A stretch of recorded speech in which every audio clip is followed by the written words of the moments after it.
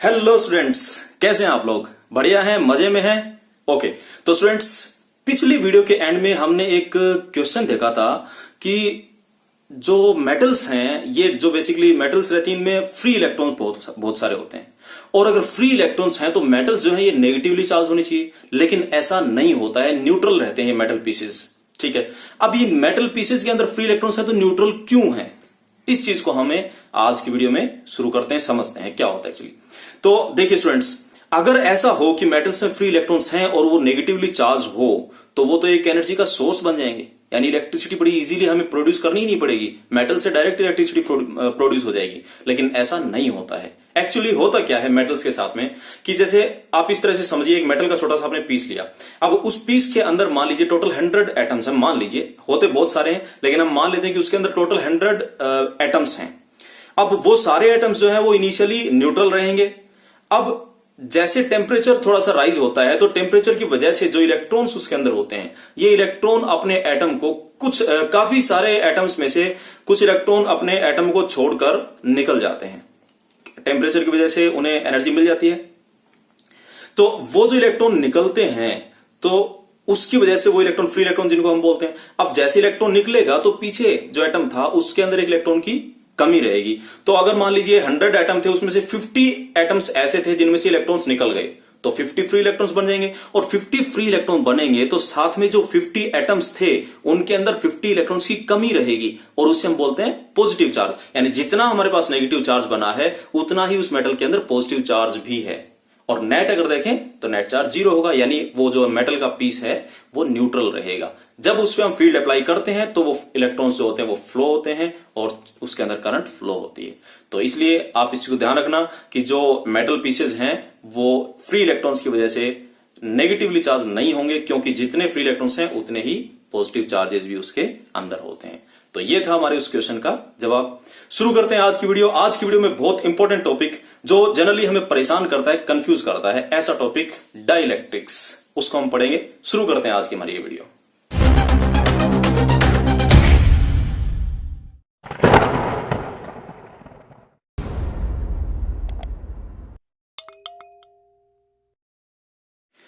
तो students, dielectrics हम आज की इस वीडियो में पढ़ने वाले हैं। डाइलेक्ट्रिक्स क्या होते हैं एक्चुअली? डाइलेक्ट्रिक्स समझने से पहले आप ये देखें कंडक्टर और इंसुलेटर क्या होते हैं। आप कंडक्टर जानते हैं, ऐसे मटेरियल जो इलेक्ट्रिसिटी को फ्लो होने देते हैं, चार्जेस को फ्लो होने देते हैं, तो वो कंडक्टर्स होते हैं। इंसुलेटर्स वो मटेरियल होते हैं जो चार्जेस को फ्लो नहीं होने देते हैं। अब इंसुलेटर्स के अंदर कुछ इंसुलेटर ऐसे होते हैं जिनको अगर आप, जैसे इलेक्ट्रिक फील्ड में जब एक इंसुलेटर को आप रखेंगे तो कुछ इंसुलेटर, ध्यान रखना इस चीज को, सारे इंसुलेटर की बात नहीं कर रहा हूं, कुछ इंसुलेटर ऐसे होते हैं जो इलेक्ट्रिक इफेक्ट शो करते हैं। इलेक्ट्रिक इफेक्ट शो करेंगे, सारे इंसुलेटर शो नहीं करेंगे electric effect.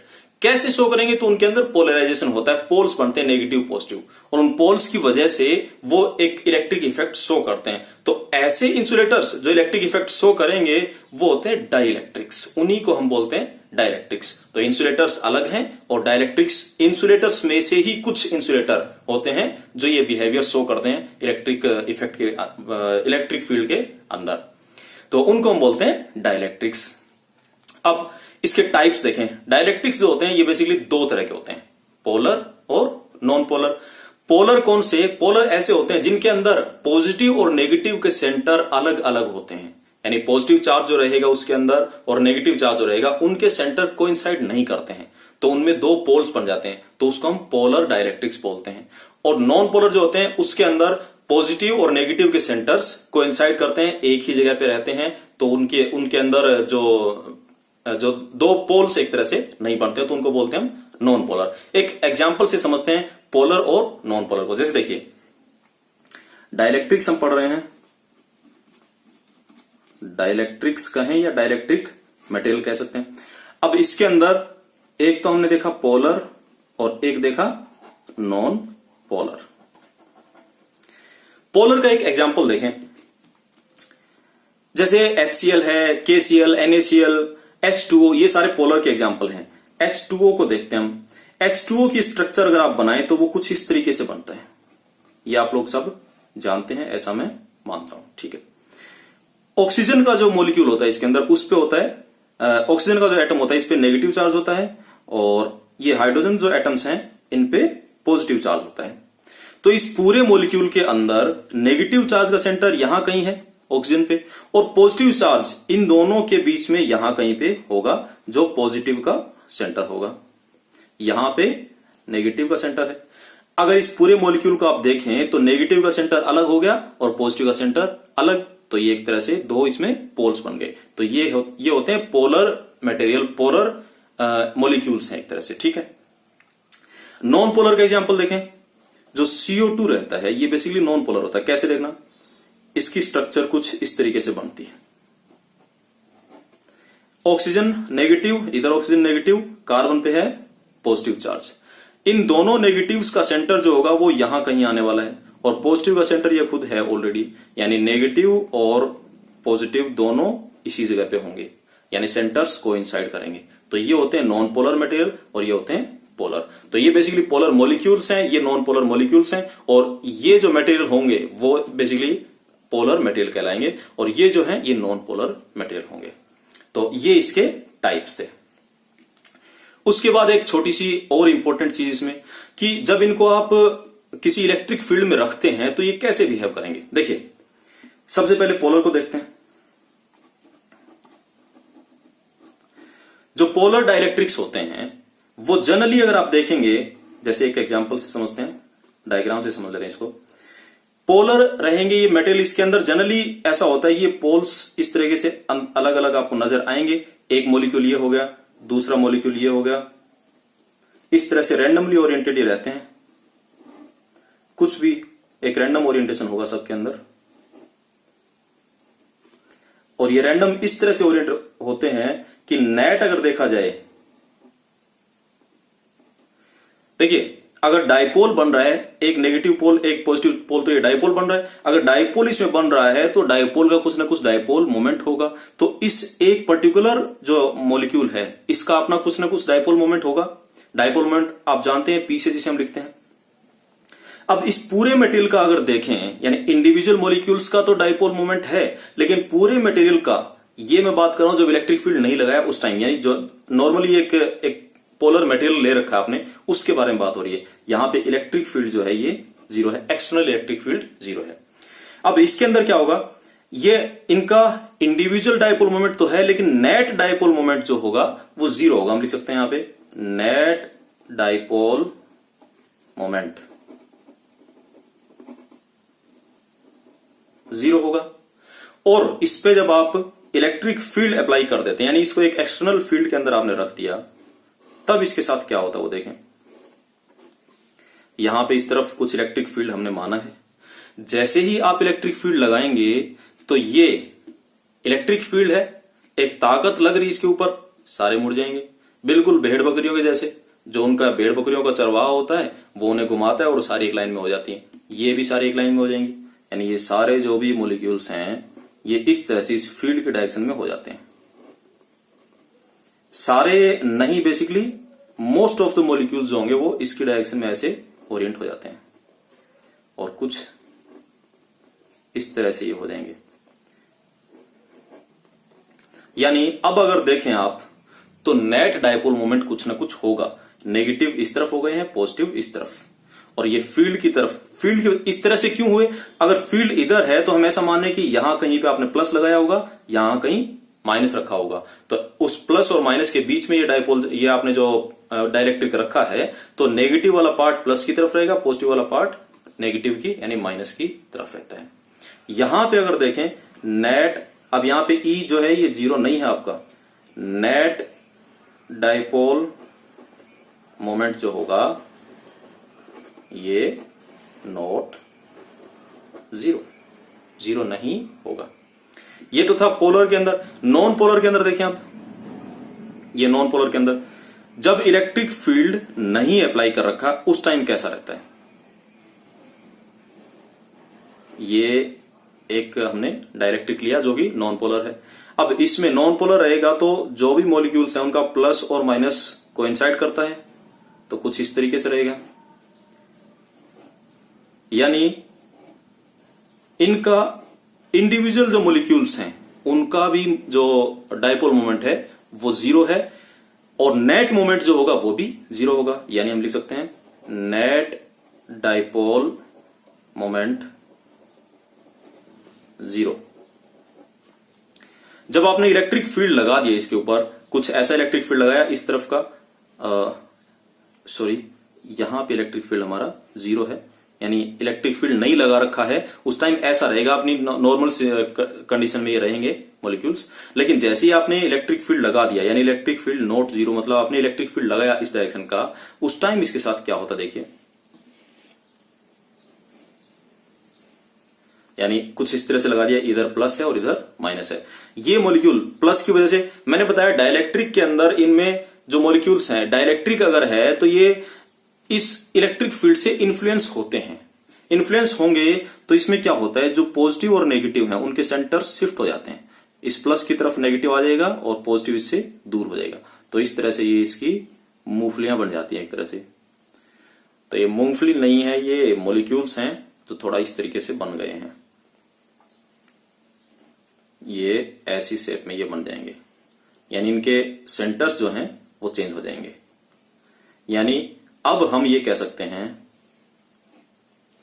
Net dipole moment जो होगा वो यहां पे जीरो नहीं होगा। Net dipole moment not zero. Polar, ये हम क्या पढ़ रहे थे, ये बिहेवियर पढ़ रहे थे पोलर और नॉन पोलर का इलेक्ट्रिक फील्ड में, एक्सटर्नल इलेक्ट्रिक फील्ड में। एक मेजर डिफरेंस इनमें क्या है देखना, पोलर डाइलेक्ट्रिक्स जो हैं उनके जो मॉलिक्यूल्स हैं, उन मॉलिक्यूल्स का इंडिविजुअल यानी खुद का कुछ ना कुछ डाइपोल मोमेंट है। जब इलेक्ट्रिक फील्ड आपने नहीं लगा रखा, उस टाइम जब इलेक्ट्रिक फील्ड नहीं लगा रखा है तब उनका इंडिविजुअल सबका अपना कुछ ना कुछ मोमेंट है, लेकिन वो सारे एक दूसरे के मोमेंट को फाइनली कैंसिल आउट कर देते हैं, इस तरह से ओरिएंट रहते हैं। तो नेट डाइपोल मोमेंट जीरो आता है, यानी मटेरियल का पूरे का तो जीरो आता है, लेकिन इंडिविजुअल देखा जाए तो कुछ ना कुछ डाइपोल मोमेंट होता है। लेकिन नॉन पोलर के अंदर अगर देखेंगे, जब ई जीरो है, एक्सटर्नल फील्ड आपने नहीं लगा रखा, उस टाइम इन मॉलिक्यूल्स का इंडिविजुअल डाइपोल मोमेंट जीरो है, यानी शुरू से ही इनका जीरो है। सबका जीरो है तो पूरे मटेरियल का जीरो है। ये एक मेजर डिफरेंस था इनके अंदर। दूसरा, जब आप इसको एक्सटर्नल फील्ड में रखेंगे तो इस पे भी सेम वही चीज होती है, जो नेट डाइपोल मोमेंट जो है वो जीरो नहीं रहेगा और इसके अंदर भी जीरो नहीं रहता है। यानी ये जो है नॉन पोलर जो था, ये भी एक तरह से पोलर की तरह से बिहेव करने लगता है। तो ये थे डाइलेक्ट्रिक्स और डाइलेक्ट्रिक्स के टाइप्स और इनका बिहेवियर कहां, जब इन्हें एक्सटर्नल इलेक्ट्रिक फील्ड में रखा जाए। उसके बाद एक छोटी सी चीज और है, देखें नेक्स्ट हमारा एक इसके अंदर पॉइंट है पोलराइजेशन। पोलराइजेशन क्या है देखें,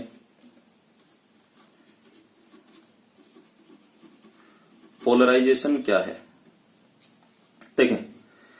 पोलराइजेशन का मतलब क्या है, जब आप किसी मटेरियल को एक्सटर्नल फील्ड में रख रहे हैं तो उसके अंदर पोल्स बन रहे हैं। किसी डाइलेक्ट्रिक को बेसिकली जब आप एक्सटर्नल फील्ड में रख रहे हैं तो उसके अंदर पोल्स बन रहे हैं, ठीक है, ये हमने अभी देखा। या फिर यूं कहीं उसमें ओरिएंटेशन ऐसा बन रहा है कि उसमें नेट आपको दो पोल्स बन जाएंगे, नेगेटिव और पॉजिटिव, यानी उस मटेरियल का पोलराइजेशन हो जाता है। ये पोलराइजेशन किस पे डिपेंड कर रहा है, तो जो आपने एक्सटर्नल फील्ड अप्लाई किया है उस पे डिपेंड करता है। अगर पोलराइजेशन को आप डिफाइन करना चाहें तो उसको कुछ इस तरह से डिफाइन कर सकते हैं, एक dielectric develops a net dipole moment in presence of an external field. The dipole moment per unit volume is called polarization. यानी पर यूनिट वॉल्यूम के अंदर जो डाइपोल मोमेंट होगा उसी को हम क्या बोलते हैं, पोलराइजेशन। और ये पोलराइजेशन जो है, इसे पी से हम लिखते हैं, ये डायरेक्टली प्रोपोर्शनल टू होगा एक्सटर्नल इलेक्ट्रिक फील्ड। यानी जितना ज्यादा आप एक्सटर्नल इलेक्ट्रिक फील्ड लगाएंगे उतने ज्यादा मॉलिक्यूल्स फील्ड की डायरेक्शन में पोलराइज हो जाएंगे, यानी फील्ड की डायरेक्शन में ओरिएंट हो जाएंगे, तो उतना ज्यादा पोलराइजेशन होगा।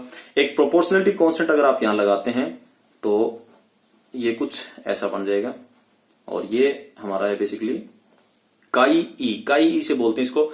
ये होती है इसकी इलेक्ट्रिक ससेप्टिबिलिटी। ये काई ई जो है इसको हम बोलते हैं इलेक्ट्रिक ससेप्टिबिलिटी। इलेक्ट्रिक ससेप्टिबिलिटी, ये जो इलेक्ट्रिक ससेप्टिबिलिटी है ये डायमेंशनलेस क्वांटिटी है, डायमेंशनलेस कांस्टेंट है बेसिकली ये। और इसको अगर आप डिफाइन करना चाहें तो कुछ ऐसे डिफाइन कर सकते हैं कि ये डिग्री है इलेक्ट्रिफिकेशन की या पोलराइजेशन की डिग्री है कि आप कितना यूनिट इलेक्ट्रिक फील्ड लगाते हैं तो कितना ज्यादा वो मटेरियल पोलराइज होता है। इसको वर्ड्स में आप लिखना चाहे कुछ ऐसा लिख सकते हैं, the degree of polarisation of a dielectric material in response to an applied electric field is electric susceptibility. तो इलेक्ट्रिक ससेप्टिबिलिटी आपको समझ आया क्या है, यानी यहां से अगर आप एक तरह से लिखना चाहें तो इसे कुछ ऐसा लिख सकते हैं, काई ई जो आप लिखेंगे ये होगा P अपॉन ई, यानी जब आप यूनिट इलेक्ट्रिक फील्ड लगाते हैं तो मटेरियल में कितना पोलराइजेशन हुआ उस डिग्री को आप काई ई से लिखते हैं इलेक्ट्रिक ससेप्टिबिलिटी। तो इलेक्ट्रिक ससेप्टिबिलिटी जो है ये बेसिकली उस डाइलेक्ट्रिक की, उस मटेरियल की प्रॉपर्टी है जो ये शो कर रही है कि जब आप एक्सटर्नल इलेक्ट्रिक फील्ड लगाते हैं तो वो इतना ज्यादा पोलराइज हो रहा है, कोई ज्यादा पोलराइज हो रहा है कोई कम, तो वो उस मटेरियल की प्रॉपर्टी होगी, यानी काई ई की वैल्यू जो होगी वो हर मटेरियल के लिए अपनी अलग होगी। तो ये था पोलराइजेशन। अब एक छोटा सा क्वेश्चन और है जो आपको समझना जरूरी है कि जब आप किसी डाइलेक्ट्रिक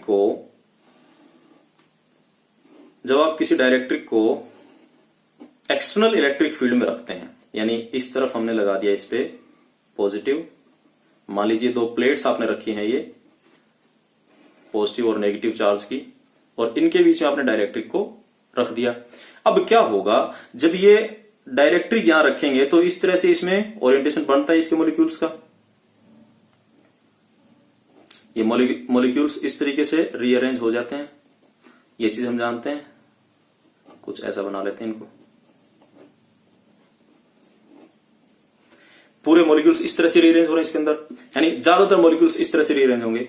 तो इसका जो पोलराइजेशन हुआ है ये इस एक्सटर्नल इलेक्ट्रिक फील्ड के इफेक्ट को इसके अंदर एक तरह से कम कर रहा है, यानी आपने इस तरफ का इलेक्ट्रिक फील्ड लगाया तो पोलराइजेशन की वजह से इसके अंदर भी एक नेट इलेक्ट्रिक फील्ड बनता है, और इसके अंदर जो इलेक्ट्रिक फील्ड बनता है ये जो चार्ज डिस्ट्रीब्यूशन होगा ये सरफेस चार्ज डिस्ट्रीब्यूशन होता है, यानी इसके मॉलिक्यूल के अंदर पूरा ये नहीं मानते, इसके वॉल्यूम के अंदर पूरा ये नहीं मानते कि इसका वॉल्यूमेट्रिक चार्ज डिस्ट्रीब्यूशन इसके अंदर हो रहा है, इसके अंदर हम सरफेस चार्ज डिस्ट्रीब्यूशन मानते हैं। और ऐसा क्यों मानते हैं, देखिए यहां पे ये पॉजिटिव चार्ज और ये नेगेटिव चार्ज एक दूसरे के इफेक्ट को कैंसिल आउट कर रहे हैं, यहां पॉजिटिव नेगेटिव एक दूसरे के इफेक्ट को कैंसिल आउट कर रहे हैं, यानी ये अंदर का जो हिस्सा है पूरा, ये अंदर का जो हिस्सा है इस पूरे हिस्से के अंदर एक तरह से देखा जाए तो ये न्यूट्रलाइज हो जाते हैं सारे चार्जेस, लेकिन इधर एक नेगेटिव की लेयर बनती जा रही है, यहां पे इस जगह नेगेटिव चार्ज की लेयर बन रही है और इस तरफ पॉजिटिव चार्ज की लेयर बन रही है। तो ये ऐसा अगर एक बॉक्स था तो इस बॉक्स में इस तरफ नेगेटिव चार्ज की लेयर बन रही है, इस तरफ पॉजिटिव चार्ज की,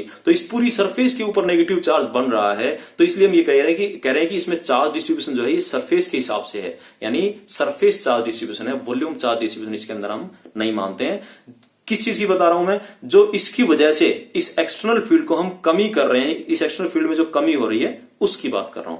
तो ये इसमें इस तरीके से एक ऑपोजिट इलेक्ट्रिक फील्ड बन रहा है जो बेसिकली पोलराइजेशन की वजह से बन रहा है, और ये इसके इफेक्ट को कम करेगा, यानी ई नेट अगर हम लिखना चाहें, नेट इलेक्ट्रिक फील्ड लिखना चाहें, नेट ई डैश से लिख लेते हैं, तो ये E माइनस ईपी होगा, और इस ईपी को जब आप लिखेंगे तो उसमें आप सिग्मा यूज करेंगे, यहां पे सिग्मा पोलराइजेशन, ये जो डिस्ट्रीब्यूशन बन रहा है ये सरफेस चार्ज डिस्ट्रीब्यूशन इसमें हम लेते हैं।